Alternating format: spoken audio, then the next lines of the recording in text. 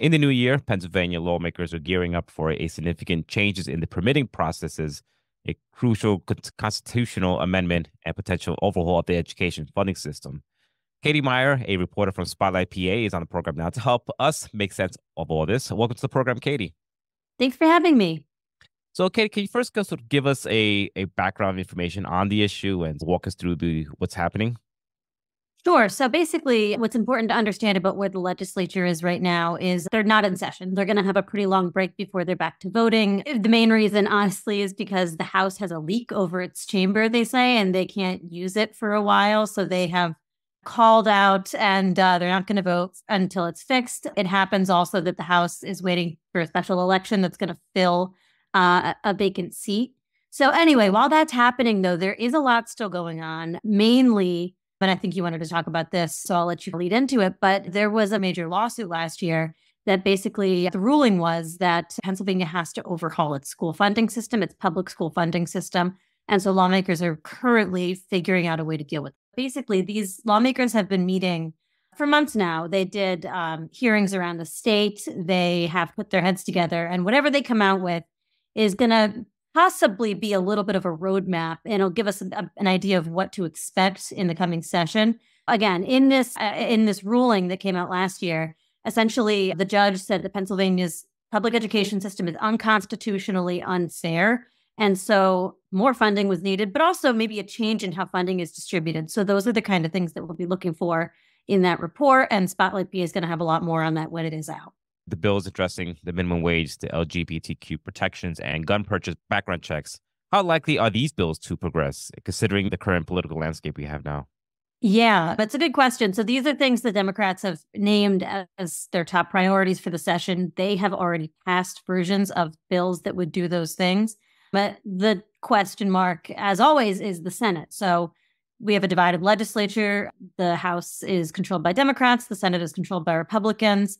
The Republicans have not considered these, at least they haven't said that they consider these to be priorities. So we've gotten really no indication that they're going to move them. And I would be surprised if they did. But that being said, things can come out of deals. You never know. And you just mentioned about the roof leak, because that's not the first time I heard about it. We had another reporter on Spotlight from Spotlight PA talk about this. What is the timeline on that roof repair? They said like a pipe had burst over the House chamber. I believe they said it was going to be until like March that it was going to be fixed. And so, you never know how that's going to go. But yeah, they are out of the chamber. They have to do a joint session next month for the governor's State of the State address. And that's going to happen in the rotunda instead of in the House where it usually is. So it's just a funny problem. Definitely. Okay. Now, permitting and regulatory reform seems to be the primary focus for the state Senate, right?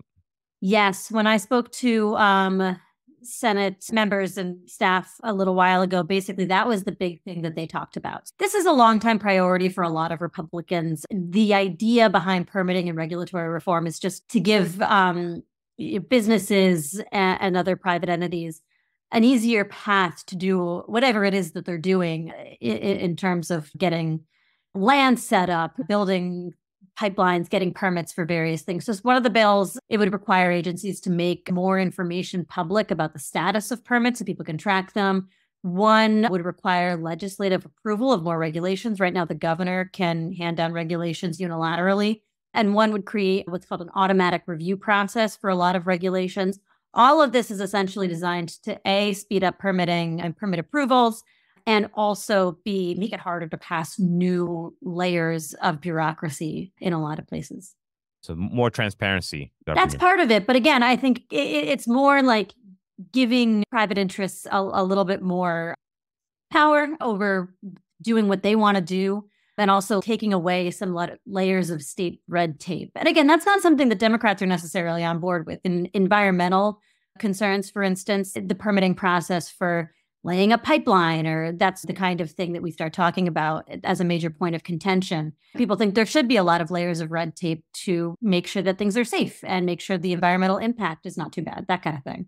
Yeah, definitely. Just like I'm sure Pennsylvania is seeing, there's such a influx of growth and development here where we are on this side of the river in Sullivan County. There's just such an influx of development happening, and so those are some of the conversations that are happening in town board meetings about old laws that are in effect that are now are not keeping up with the times and not keeping up with the potential of future development and that puts strain on Yeah, this yeah. local infrastructure. And that's another part of this too. There's a lot of old laws on the books. People often, it can be difficult to revisit them legislatively and figure out if they're still working. And that's always been a big project in the legislature, and Republicans have often taken the lead on that. Absolutely. Now, looking ahead, what challenges and opportunities do you foresee in the legislature's efforts to reshape Pennsylvania's education funding system?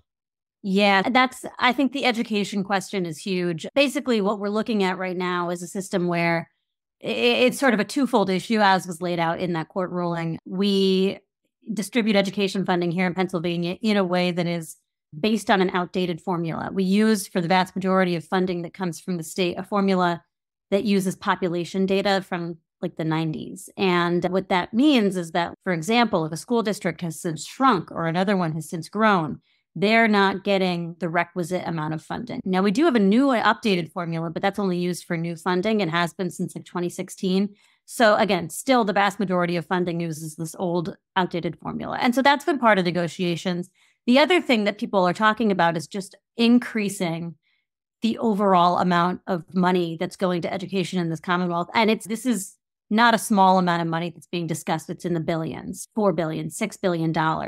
And there's, I think, a lot of disagreement over exactly how much money is reasonable to put into education in response to this lawsuit. And also another factor here is school choice. So a lot of Republicans, a lot of conservatives, a lot of conservative activists have really been pushing for measures that would give public money to private schools, essentially, to give parents options for getting scholarships to send their kids to a private school instead of a public school.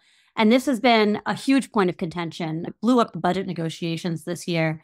And basically, the kind of conflict there is that on the pro-school choice side, as they're often called, the issue is, your parents should have the opportunity to send their kids wherever they want to send them. On the public school side, they say this completely weakens public education. And eventually we'll probably take money away from public education. The teachers' unions are very against this kind of proposal, huge point of contention. So that's something we'll be watching. But yeah, it's just a hard issue. Again, looking forward to seeing what this initial report says. Yeah, absolutely. Katie, before we go, is there anything else I have not touched on you want folks to know about this issue or things you are working on for Spotlight PA?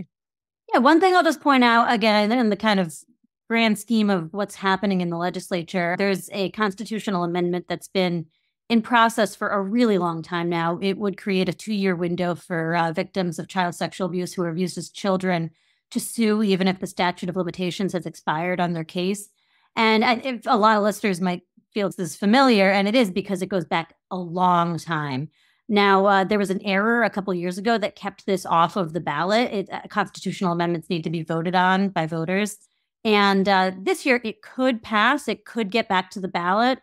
However, there is conflict between the House and the Senate over other items to include in this amendment. The Senate's trying to put voter ID and unrelated provisions in there. And the House has said they don't want to pass it that way. So waiting to see if they can come to an agreement on that. We're talking to Katie Meyer from Spotlight PA about what's happening in the permitting process in Pennsylvania. Thank you so much for joining us on the program. Thank you for having me.